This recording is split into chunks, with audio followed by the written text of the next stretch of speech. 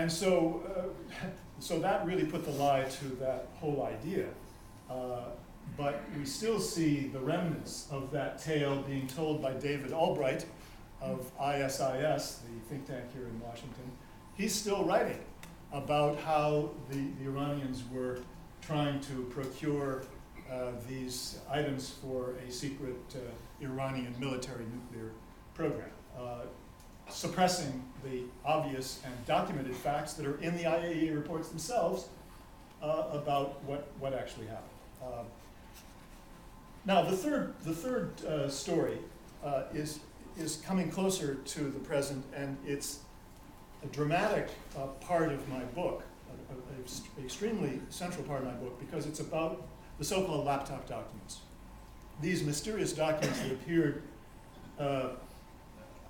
mysteriously in 2004 were given to Western intelligence by parties unknown at that point, at least as far as the news media were concerned. They were never told clearly the provenance of these documents, but the tale was peddled to certain journalists that these documents had come directly from the laptop computer of an engineer or scientist who was working in this alleged Iranian covert nuclear weapons research program from 2001 to 2003.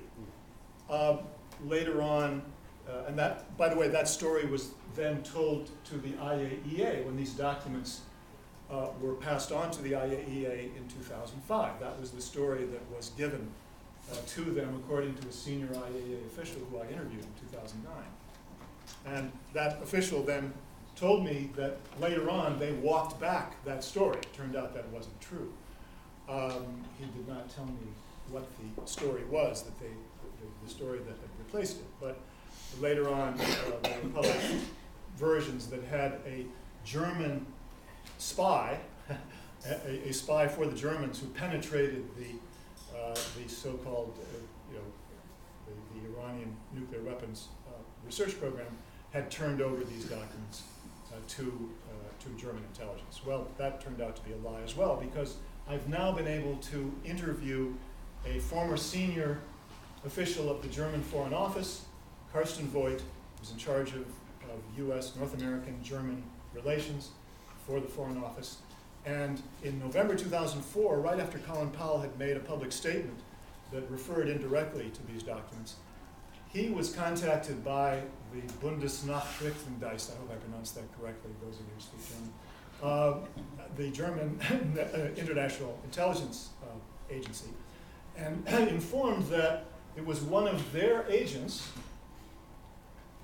one of their sources, not one of their agents, one of their sources, a very important distinction, who had turned over the documents to the BND, and that source was a member of the Mujahideen Iqaq, the terrorist organization listed by the U.S. State Department as a terrorist organization until, of course, last year, when they were sprung. And the BND had judged that that person was quote, doubtful, unquote. And therefore, they were very worried that the Bush administration was going to repeat the history of the curveball episode. You all remember curveball. Curveball was also a source of the BND. He was an Iraqi refugee in Germany, told his story, his tale of mobile bioweapons labs to the BND, and they passed it on to the CIA. Well, of course, we now know that he was a liar, and the BND had begun to doubt his story, and the head of BND warned George Tenet in December 2002, don't rely on this guy. And of course, we know that was just completely disregarded for obvious reasons by the Bush administration. So in 2004, the BND was afraid that the Bush administration was going to do the same thing, in this case, with an Iranian curveball as the source. And so, I mean, there's a great deal of circumstantial evidence that that these documents were fabricated. The MEK origins, or the MEK provenance of the documents in terms of turning them over to intelligence is part of it.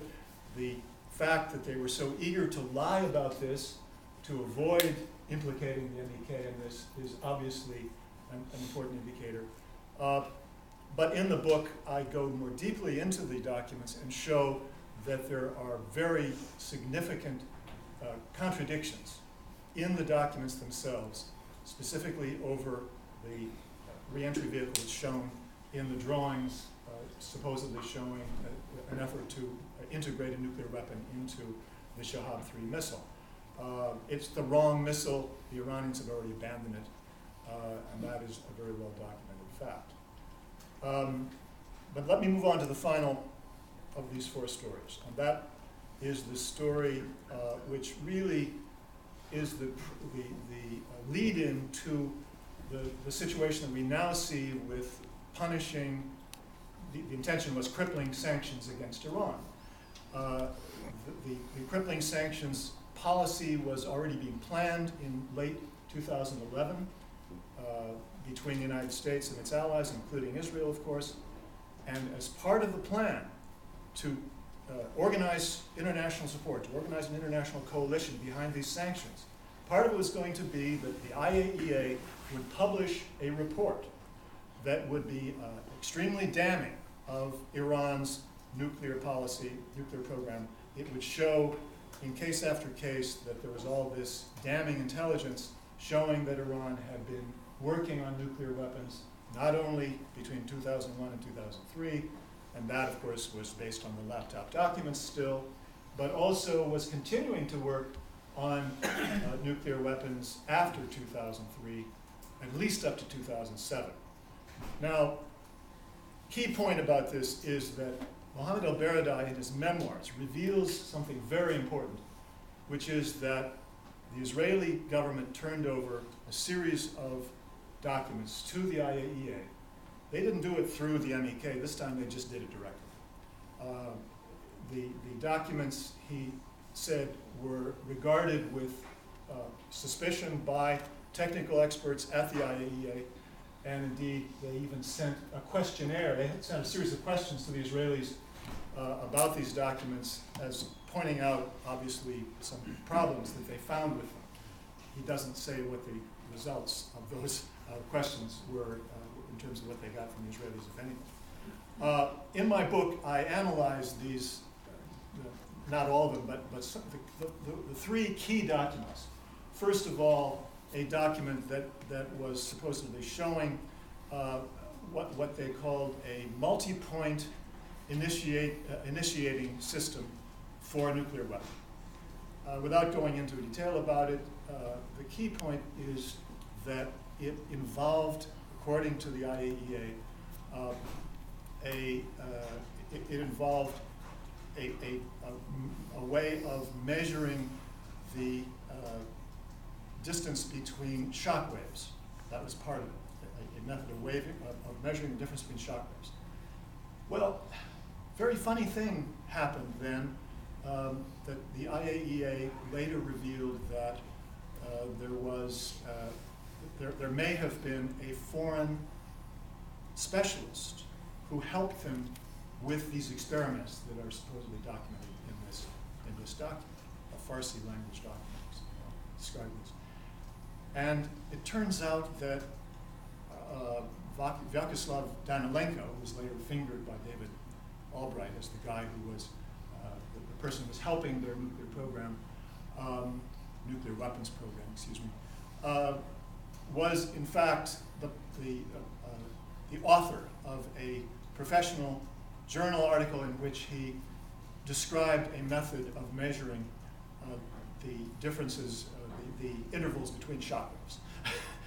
So this is a remarkable coincidence, isn't it? That the Israelis discovered this document. Somehow this document, Farsi language document, fell into their hands in the same time frame that they came upon this journal article by what they thought was a Soviet, or they thought might be a Soviet specialist, who was actually Ukrainian, about how to measure the intervals between shock waves. So that's the first remarkable coincidence. The second remarkable coincidence is that they also found a document, to skip to the final point here, they found a document that